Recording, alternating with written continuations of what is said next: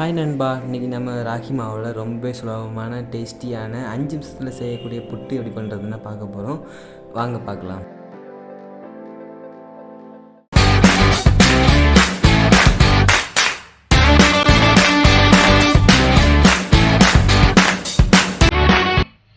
இந்த புட்டு பண்ணுறதுக்கு நமக்கு தேங்காய் தேவைப்படும். அதுக்கு நம்ம தேங்காய் உடைச்சிக்கலாம்.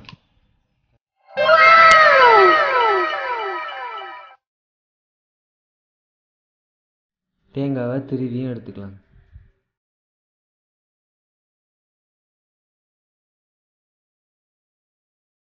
இன்றைக்கி நம்ம ராகி மாவில் தான் புட்டு பண்ண போகிறோம். அந்த புட்டுக்காக ராகி மாவை நம்ம எடுத்துக்கிறோம். தேவையான அளவு எடுத்துக்கோங்க. இந்த மாவுக்கு இன்னொரு பேரும் உண்டு, அது கேழ்வரகு மாவுன்னு சொல்லுவாங்க. தேவையான அளவு உப்பு போட்டுக்கோங்க. இப்போது ராகி மாவில் கொஞ்சம் கொஞ்சமாக தண்ணி தெளித்து புட்டுக்காக மாவு ரெடி பண்ணிக்கலாம். நம்ம சேனலில் புதுசாக யாராவது பார்க்குறீங்கன்னா சப்ஸ்கிரைப் பண்ணிக்கோங்க ப்ளீஸ். நம்ம கொஞ்சம் கொஞ்சமாக தண்ணி தெளித்து நல்லா மிக்ஸ் பண்ணி விட்டுக்கலாம்.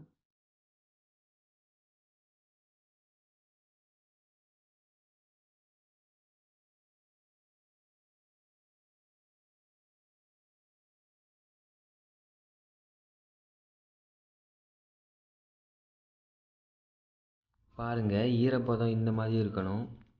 இப்போ புட்டுக்கான மாவு ரெடி ஆயிடுச்சு. இப்போ புட்டை வைக்கிற பாத்திரத்தில் பாதி தண்ணி எடுத்து நம்ம அடுப்பில் கொதிக்க வச்சிடலாம். நம்ம இதில் வைக்கிற மாவு கீழே விழாமல் இருக்க அது ஒரு அச்சு ஒன்று வச்சுருக்கோம்.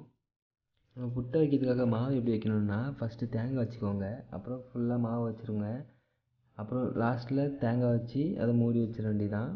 நம்ம எப்படி வேணாலும் வச்சுக்கலாம். அது நம்ம ஒரே பீஸாக வேணும்னா ஒரே பீஸாக வச்சுக்கலாம். அப்புறம் 2 பீஸாக வேணும்னா எக்ஸ்ட்ரா நம்ம இடத்துல தேங்காய் வச்சோன்னா அது 2 பீஸாக வந்துடும்.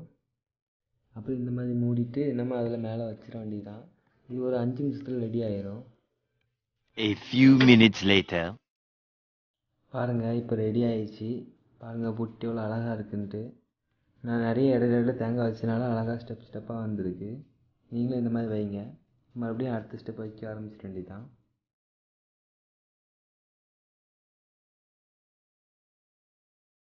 புட்டு வேகிறதுக்கு 4லேருந்து 5 நிமிஷம் தான் ஆகும்.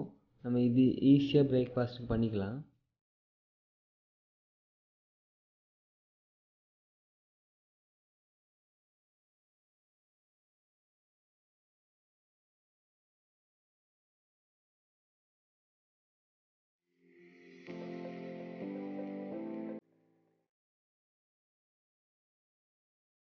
ராகி புட்டுக்கு நல்லெண்ணெய் ஊற்றி சாப்பிட்டா வேறு லெவலில் இருக்கும். நல்லெண்ணெய் எவ்வளோ தேவையோ அவ்வளோ ஊற்றிக்கோங்க.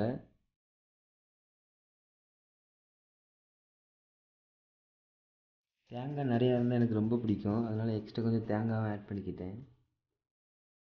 அவ்வளோதாங்க, நம்ம ராகி புட்டு ரெடி பண்ணியாச்சு. இன்னும் சாப்பிட்டு என்ஜாய் பண்ண வேண்டியதுதான். இந்த புட்டை எங்கள் ஊரில் ராகி புட்டுன்னு சொல்லுவோம். இதுக்கு இன்னொரு பேரும் உண்டு, கேழ்வரகு புட்டுன்னு சொல்லுவாங்க. நீங்கள் கடையில் கேழ்வரகு மாவுன்னு கேட்டாலே கிடைக்கும். இது ரொம்ப ஹெல்த்தியானது, யாருனாலும் சாப்பிட்லாம். இந்த வீடியோ பிடிச்சிருந்தா அந்த வீடியோக்கு ஒரு லைக் போடுங்க. அப்புறம் உங்கள் ஃப்ரெண்ட்ஸுக்கு ஷேர் பண்ணுங்கள். அவங்களும் வீட்டில் செஞ்சு அவங்களும் பயனடையட்டும். தேங்க்ஸ் ஃபார் வாட்சிங்.